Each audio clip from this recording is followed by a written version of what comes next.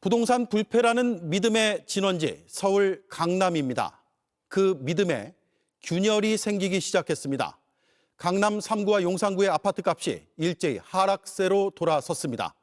이재명 정부가 부동산 투기와의 전쟁을 선포하며 각종 대책을 내놓은 뒤 급매물이 늘어났습니다.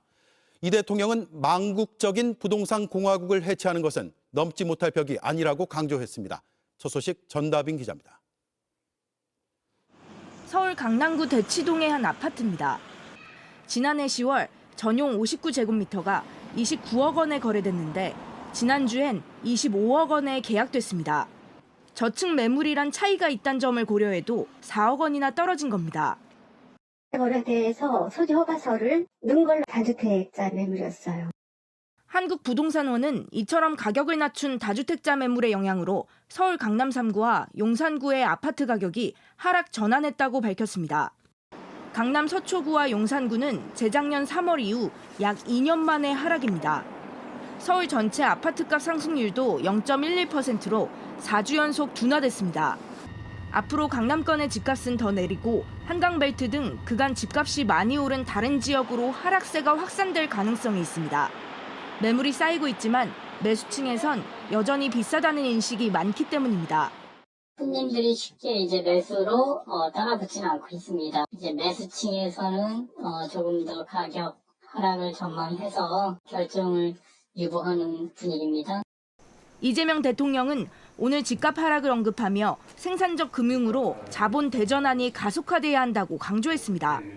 한때 불가능해 보였던 자본시장의 정상화가 현실이 되고 있는 것처럼 망국적인 부동산 공화국을 해체하는 것 역시도 결코 넘지 못할 벽은 아닙니다.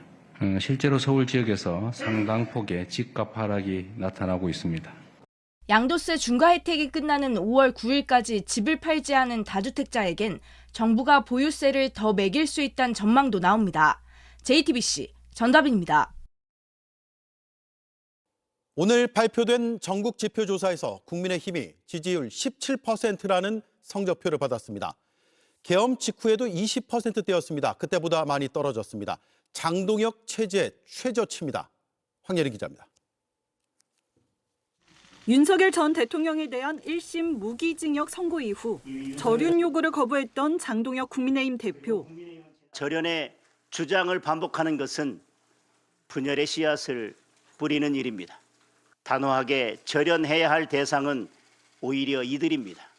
이 발언 직후 사흘간 실시된 여론조사에서 국민의힘 지지율은 17%를 기록했습니다.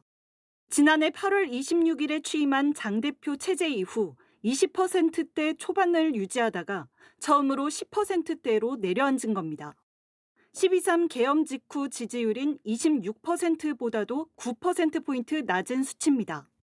연령별로는 30대부터 50대에선 10%대를 기록했고 유일하게 70대 이상에서 31%, 20대에선 23%로 나타났습니다. 또 모든 지역에서 민주당에 뒤처지는 수치가 나왔는데 전통적 지지 기반인 대구 경북에선 더불어민주당과 같은 28%로 나타났습니다.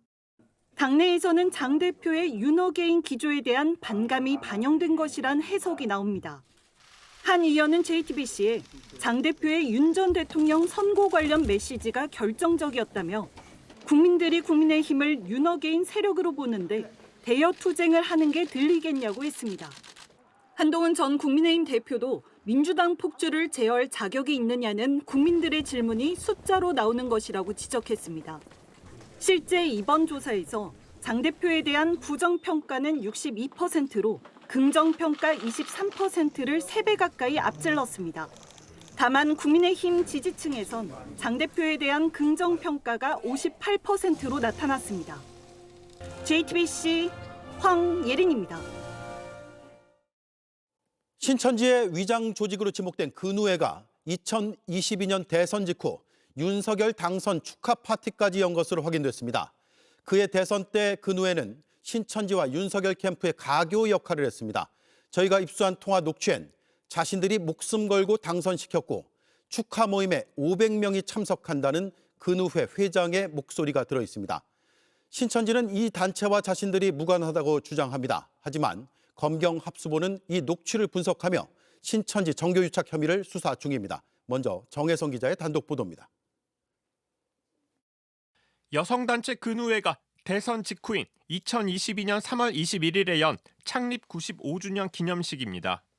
창립 행사란 이름을 내걸었지만 실제론 윤석열 전 대통령 당선 축하 파티였습니다. 이희자 근우회 회장이 신천지 고위 간부에게 사전에 행사 일정을 알리면서 직접 밝힌 내용입니다. 대통령 당선 축하 모임을 11일 날 월요일 날 잡아놨어. 장소도 다 예약하고 500. 몇 시입니까, 회장님? 시작은 5시인데 우리는 벌써 2시부터 가서 준비하고 막. 그러면서 대선 때 윤 전 대통령을 적극 도왔다고 강조했습니다. 그렇게 전국에서 우리가 근우회가 목숨 걸고 당선시켜놨는데. 신천지 위장 조직으로 꼽히는 근우회는 이만희 총회장의 통화 녹취에도 등장합니다. 우리나라에서 제일 큰 사회 단체가 뭔지 알아? 근우회라 그랬지? 근우회가 전부 우리한테 다 돌아있고. 2022년 대선에서 윤석열 캠프와 신천지를 잇는 가교 역할을 한 정황이 포착된 상황. 그런데 실제로 대선 이후에 축하 파티를 열고 자신들의 공로를 과시하는 녹취 파일이 나온 겁니다. 축하 파티엔 신천지 신도들이 상당수 참석했다고 합니다. 근우회 행사 가면 당연히 신천지 사람들 다 가는 겁니다. 포장을 그렇게 한 것이지. 그동안 신천지 위장 조직 의혹을 부인해온 이 회장은 이번엔 취재진의 연락을 받지 않았습니다. 신천지는 근우회는 위장단체가 아니라며 의혹을 강하게 부인했습니다. 또 특정 행사에 신도 개개인의 참여 여부를 교회가 일일이 파악하거나 통제할 수 없다고 했습니다. 정교유착 검경합동수사본부는 이 회장의 통화 녹취 파일을 확보해 분석하고 있습니다. JTBC 정혜성입니다. 이런 블랙리스트와 정반대로 화이트리스트로 보이는 문건도 나왔습니다. 그런데 여기에 이름이 올라있는 장성들의 공통점이 발견됩니다. 계엄 때 윤석열 전 대통령의 직접 지시를 받았거나 국회에 출동했습니다. 롯데리아 계엄 모의에 참석하기도 했습니다. 다시 말해 내란과 밀접해 보이는 인물들입니다. 조혜영 기자입니다. 공수처와 내란 특검은 방첩사가 만든 특정 장성들에 대한 정보 보고서도 확보했습니다. 주요 장군들의 보직에 대한 인사관리 내용을 담거나 동향을 파악했습니다. 문건에 등장하는 장성들은 12.3 비상계엄 때 주요 역할을 맡았습니다. 먼저 계엄군을 지휘한 여인형, 곽종근, 이진우, 문상호 4명의 사령관들이 이름을 올렸습니다. 국회에 투입된 이상현 당시 일공수 여단장과 여론조사 꽃에 출동하라는 임무를 받았던 안무성 당시 구공수 여단장도 포함됐습니다. 저희가 출동했던 곳은 중앙선거관리위원회 관악청사하고 여론조사 꽃이라고 하는 두 군데로 저희 부대가 출동을 했습니다. 롯데리아 계엄 모의에 참여한 9.3의 준장, 계엄 직후 계엄 부사령관에 임명됐던 정진팔 전 합참 차장도 있습니다. 계엄 사령부 치안처장 박헌수 소장과 보도처장 박성훈 준장의 이름도 있습니다. 방첩사가 작성한 문건에 나오는 장성 가운데 8명은 내란 혐의 등으로 기소돼 현재 재판을 받고 있습니다. 여인영 전 방첩사령관은 계엄 당일까지 군 판사들에 대한 동향 파악을 지시하기도 했습니다. 사령관이 전 불러서 대령 1명, 중령 2명, 소령 1명 총 4명을 인적사항을 불러줬고 제가 사무실에 복귀한 후 인적사항을 확인해보니 4명 모두 군 판사였습니다. 여 전 사령관이 이끄는 방첩사가 계엄 때 핵심 역할을 맡길 인물들을 골라 화이트리스트를 만든 건 아닌지 수사가 필요합니다. JTBC 조혜연입니다. 공천 헌금 수수 등 13가지 의혹을 받는 김병기 의원이 의혹이 불거진 지 약 5개월 만에 피의자 신분으로 첫 경찰 조사를 받았습니다. 김 의원은 모든 의혹을 해소하고 반드시 명예를 회복하겠다고 말했습니다. 송혜수 기자가 보도합니다. 김병기 의원이 옅은 미소를 띠며 차에서 내립니다. 이런 일로 뵙게 돼서 송구하게 생각하고요. 성실하게 조사받아서 제게 제기된 모든 의혹과 음해 말끔하게 해소하고 반드시 명예 회복하도록 하겠습니다. 김 의원에게 제기된 의혹은 모두 13가지입니다. 핵심은 공천 헌금 수수 의혹입니다. 김 의원 아내가 2020년 총선을 앞두고 동작구 의원 2명에게 3천만 원을 받았다 돌려줬다는 혐의인데 경찰은 김 의원을 염두에 둔 공천 헌금 성격으로 의심하고 있습니다. 김 의원은 강선우 의원이 김경전 서울시 의원으로부터 공천원금 1억 원을 받은 정황을 알고도 묵인했다는 혐의도 받습니다. 차남의 숭실대 편입과 가상자산 거래소 빗썸 입사 과정에서 특혜가 있었는지, 아내의 동작구 의회 법인카드 사적 유용 사건과 관련해 수사를 무마하려 했는지 등 가족을 둘러싼 여러 의혹도 수사 대상입니다.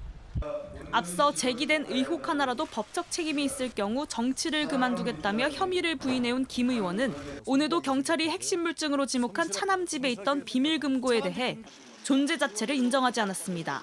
차남 집 금고에는 어떤 게 있었던 겁니까? 금고는 없었습니다. 김 의원에 대한 의혹이 불거지고 경찰이 수사에 착수한 건 지난해 9월로 피의자 신분으로 소환된 건 5개월 만입니다. 경찰은 확인해야 할 의혹이 13건인 만큼 내일까지 연이틀 조사를 예고한 상태입니다. 이후 조사 결과에 따라 추가 소환 여부와 신병 처리 방향을 결정할 것으로 보입니다. JTBC 송희수입니다. JTBC 뉴스룸을 시청해 주셔서 고맙습니다. 저희는 저녁 6시 30분 뉴스룸에서 뵙겠습니다.